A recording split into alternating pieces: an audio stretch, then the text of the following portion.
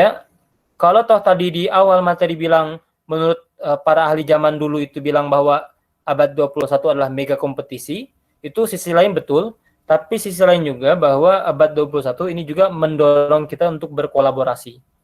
Nah, broad broad general knowledge ya itu adalah suatu pengetahuan general yang bisa kita miliki untuk bisa berkolaborasi dengan orang lain.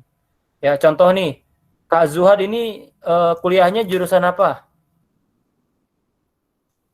Ambil psikologi, Kang. Halo, halo. Nah, psikologi kan, gitu. Nah, psikologi fokusnya apa? Konsentrasinya udah mulai skripsian belum?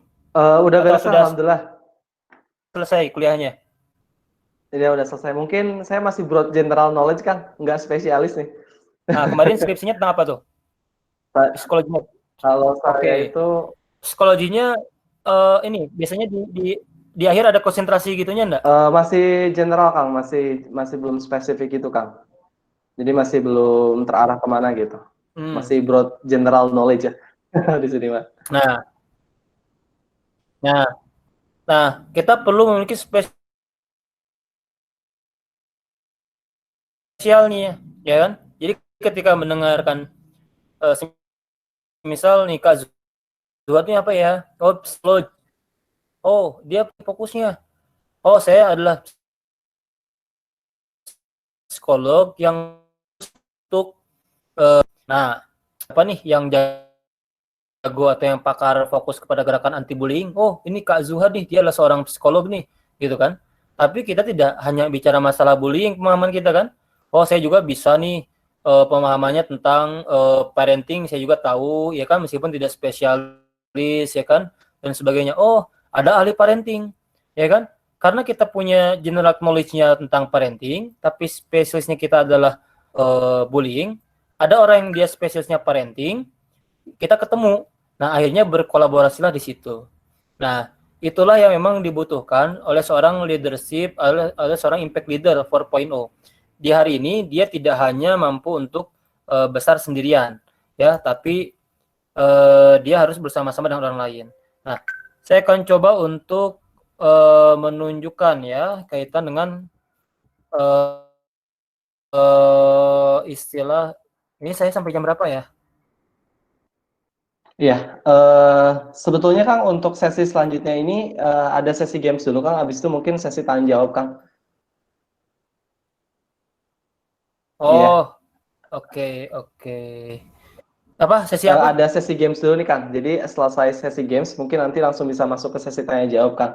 Kecuali dari Kang Rizalnya ada yang mau disampaikan lagi Kang? Oke, mungkin kayaknya 10 menit lagi deh ya. Boleh Kang, boleh boleh. Oke.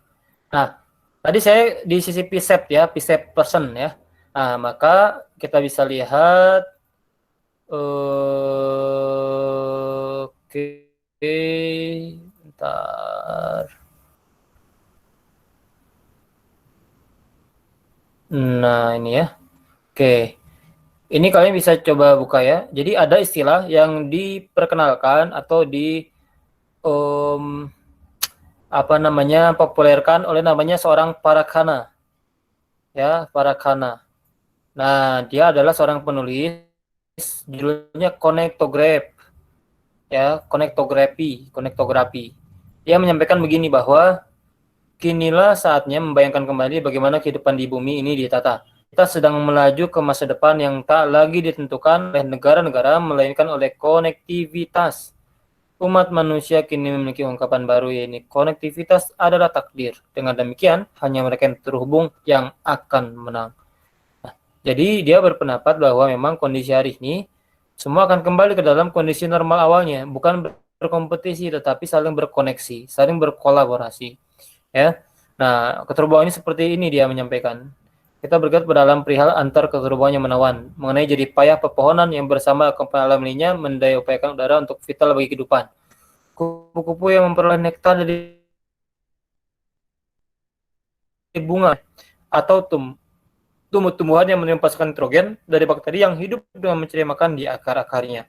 Nah, maka daripada itu, ketika seorang impact leader, dia juga bicara masalah bagaimana dia menghadirkan connectograph, dia menghadirkan kolaborasi. Kalau dulu ada istilah, kalau orang lain bisa, kenapa saya enggak, gitu ya. Kan begitu.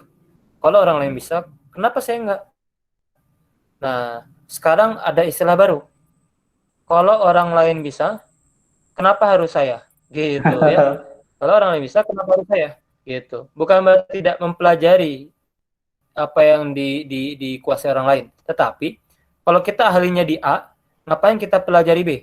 Lebih baik perdalam dulu A, yang pada akhirnya kemudian kita bisa berkolaborasi dengan orang yang ahli di B. Nah, itu ada karakter idealnya ya. Gitu. Jadi kalau orang lain bisa, kenapa harus saya? Gitu.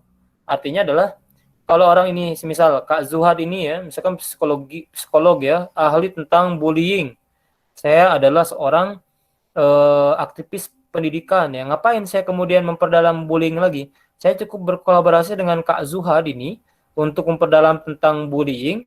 Saya tinggal optimasikan potensi saya. Oh, misalkan Kak Rizal ini jagonya untuk membuat event misalkan ya. Ya udah saya membuat event aja. Ya, materinya dari Kak Zuhad misalkan. Nah, itu adalah proses yang perlu kita hadirkan ya. Sehingga konteks kolaborasi ini pada akhirnya bisa membangun suatu gaya yang besar untuk menghasilkan suatu perubahan bagi kita semua. Nah, baik, oke.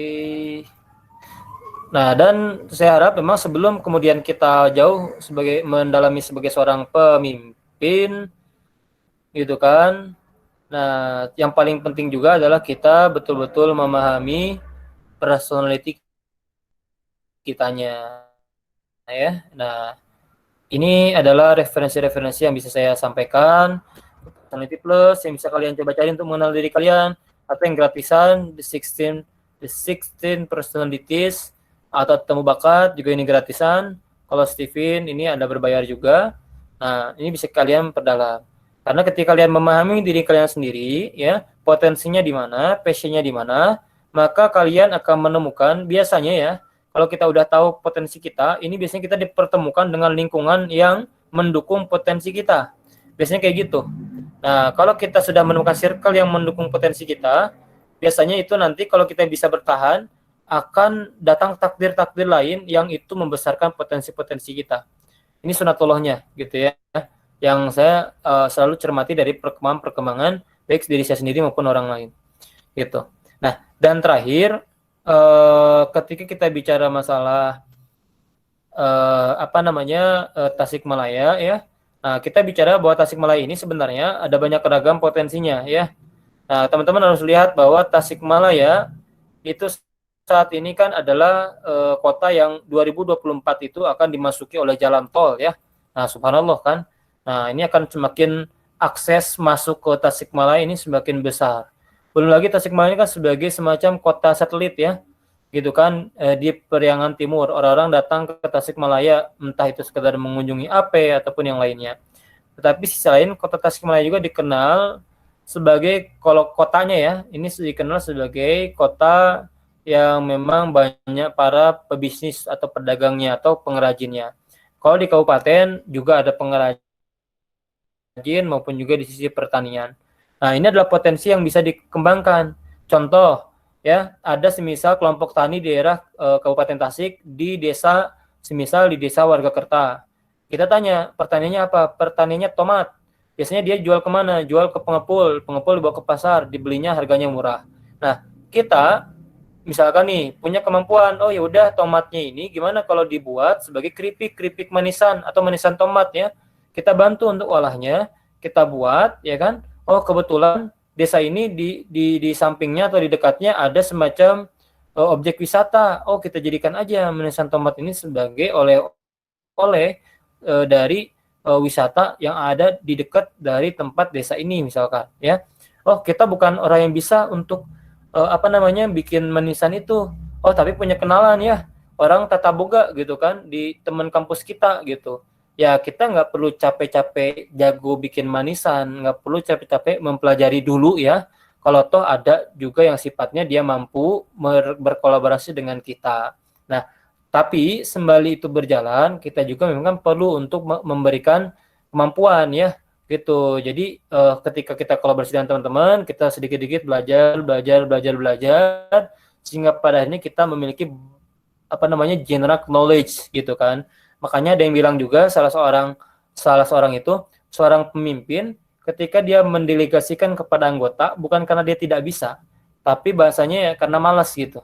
Ya. Jadi kalau kita ini seorang pemimpin, kita harus tahu semua permasalahannya ya. Dan yang kita delegasikan kepada anggota kita itu bukan karena kita tidak tahu, tapi karena kita tidak bisa atau tidak sedang mau untuk melakukannya, makanya kita delegasikan. Nah, ada banyak potensi-potensi dari Tasikmalaya yang bisa kita kembangkan. Nah, tinggal kalian mulai untuk membuat mapping ya, apa potensi saya, apa yang bisa saya kolaborasikan dengan orang lain, dan hal apa yang bisa saya berikan dampak kepada daerah atau masyarakat di sekitar saya. Ya, Tasik menunggu kita, Tasik menunggu kontribusi teman-teman semua, apapun latar belakang kalian, jangan melihat itu. Ketika kita sendirian, memang kita tidak bisa apa-apa barangkali ya, tapi kalau kita bersama-sama, insya Allah kita bisa melakukan banyak-banyak hal. Jatuh dan berhasil itu adalah proses dari pembelajaran ya, sebelum pada akhirnya kita memasuki kehidupan yang benar-benar nyata. Ketika usia pemuda ini adalah proses kita untuk bereksplorasi tentang potensi-potensi kita. Sehingga apa kesimpulannya? Seorang impactful learner atau impactful leader, dia adalah pemimpin yang bisa sabar, yang bisa memiliki kesabaran, dia memiliki visi, dan dia juga mampu untuk menjaga ritme semangatnya sampai pada akhirnya output dari yang dia lakukan ini berdampak luas terhadap masyarakat. Ya. Oke. Baik, itu saja mungkin Kak Zuhad sebagai moderator. Saya kembalikan lagi kepada Kak Zuhad. Oke, baik. Terima kasih Kang Rizal. Oh ya Kang, saya Zuhud Kang. ingin mengkonfirmasi Ya, sedikit. sorry, tipe sedikit ya. Iya Kang, nggak apa. Oke, teman-teman semuanya, di sini. Oke.